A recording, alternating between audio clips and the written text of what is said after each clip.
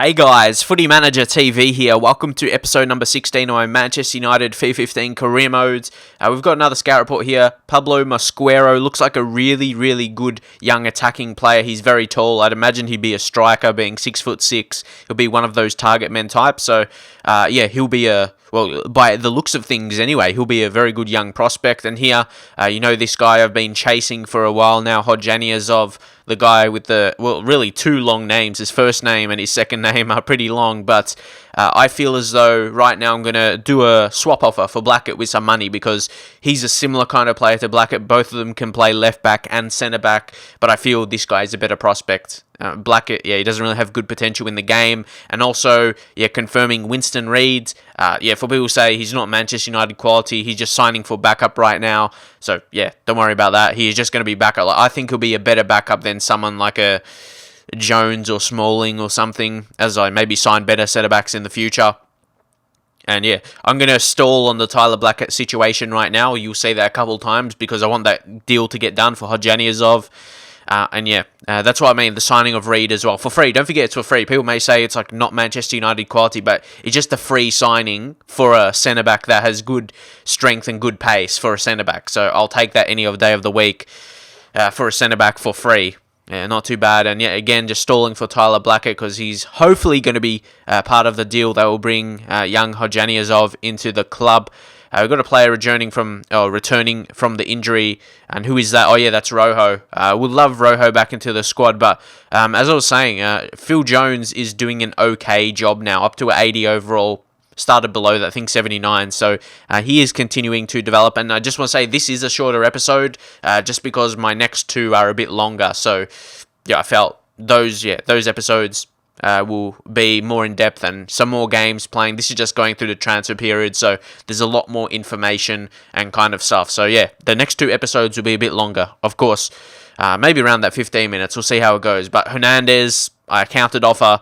Honestly, I didn't want to sell him. He's our best goal scorer right now. His form is excellent. And it's weird how he's doing better than any of my other strikers. See, I don't feel... Well, it depends how good the player is. It depends on their rating, but sometimes the highest rated players aren't the best. It really depends on their attributes. Attributes is how they impact in game, regardless of what their overall actually is. That's why Hernandez is making a better impact, because he's a bit quicker, and he's got that poacher speciality as well, so... he's a good player, of course, for the position and the way I play. You need to sign players for the way you play, and that's something I want to get out there. Usually my first seasons in a career mode isn't the best. Because over time I get in players that suit my style, and then of course you'll generally get better when you have your style of players in your team. That's just expected, and that's why I make a lot of changes. People say, why do you try and sell half the team or something? But that's what I mean, because I need to bring in my players that I like using, or maybe I can't play as well as I would have liked. So a lot of negotiating for Hernandez, but I like that part of the game. It's realistic. He's probably one of the most informed strikers in the world right now in the game that I'm playing. With his form, it's on excellent. So he's probably the most informed striker, one of the most in the world during this game, because the way he's playing. So it's realistic for big offers to come in for him. So... and I didn't want to let him go. When I have a striker that's scoring for me, regardless of who he is, or how much I'll get for him, I don't want to sell him because he's guaranteeing me those goals, and you don't want to send that away. And Laporte, see, this is a stupid thing about the game. Say if I accepted that, Laporte, he would automatically go to QPR. But if that was... I know I always like to compare to Football Manager, but it's true. If it was Football Manager or even real life, if the offer was accepted, no one will go from Manchester United to QPR as a young prospect that's going to be a first-team player for sure. That would never, ever happen, really. He'll have no interest in going to that kind of team.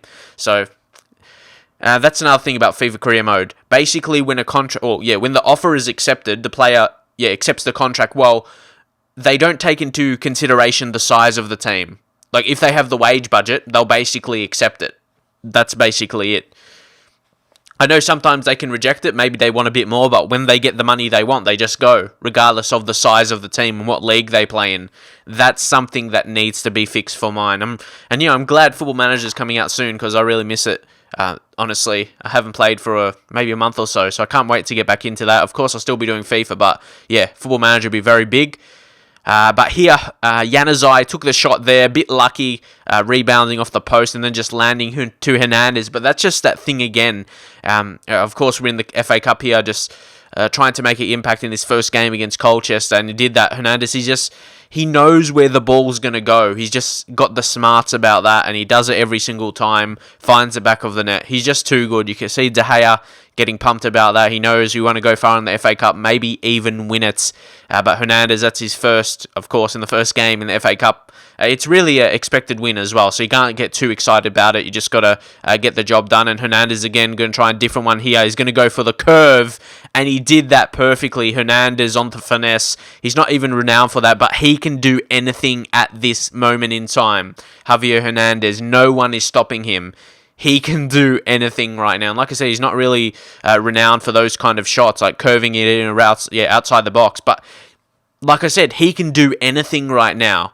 Anything you ask him to do, he does it. And the goalkeeper didn't even try saving it because, he knows, Hernandez cannot be stopped. Look, he just watched it go in. Even if he tried to save it, would have got nowhere near it. And Hernandez is absolutely on crazy form right now. It's just going to lead to more offers. He's just... everything he touched turns to gold. He's playing superbly. And it's good that form is like that. Like when a player has good form, it still makes him to continue to play well. That's really good. And of course here we're winning 2-0. So regardless of what happens here, we're going to win. They're not really rushing as well. They just put a cross in there. Fairly easy to defend. They smashed the shot, but it's all over. Actually ends up in the back of the net. And but the game was over there. So it was a nice win, this one, especially during the transfer period. Actually, usually I sim a lot of games, but I don't want to be simming games, especially this early part in FIFA career mode, but I usually do in most careers. You may see down the track. But if I'm playing well, like you can see winning games like this, I actually want to play them and not sim. So I can get a victory and feel good about myself. Like I feel really happy when I win games opposed to when I lose. Honestly, I feel really good and I get to show a win in my YouTube video. And it makes me feel happier. So I can talk about positive stuff a lot. Phil Jones, I was thinking about this a little bit, but I know he can increase as a player. Like, he's not going to get worse, he's only going to get better. So put a counter of 17 mil. I always consider, like, when people are making offers, or teams are making offers for a player, I want to put an amount of money where I can sign a better player. Like, say, for De Chilio, I just did that so high, I just put it on 69 million for the lols because I didn't want to sell him. And for whatever reason, it did get accepted. I didn't even think it would. It will be able to sign a world-class right back anyway. But that's the thing. Sometimes people say my counter offers are too high, but I do that on purpose. I offer them too high on purpose because I don't want to sell them. That's why it's frustrating. I see that all the time. He says your counter offers are too high, but I don't want to sell the player. That's why I make them so high. And if for some crazy reason they do accept, which has happened a couple times in previous career modes I've played, it's good. You get some good money for that. So Hodjani Azov, once again, we're going to continue to negotiate. It's going to go close, but I do want to it's a good way to get rid of Blackett as well. Just actually let him go for sure. And like I said, they're both similar players. So basically, with a bit of money, but basically, more or less, it's just a swap deal. And Hodjani Azov is the better player currently and a better potential. So, it's all good for now. And also Capital One Cup against Wigan. We have a real chance of winning this because you would expect we should be able to win against Wigan. Then we're going to play against Watford most likely, or the other team. I'm not sure who they are, but anyway. Watford should advance, you would imagine. But hopefully enjoy this video. If you want to see some more, drop a like, and I will see you guys next time.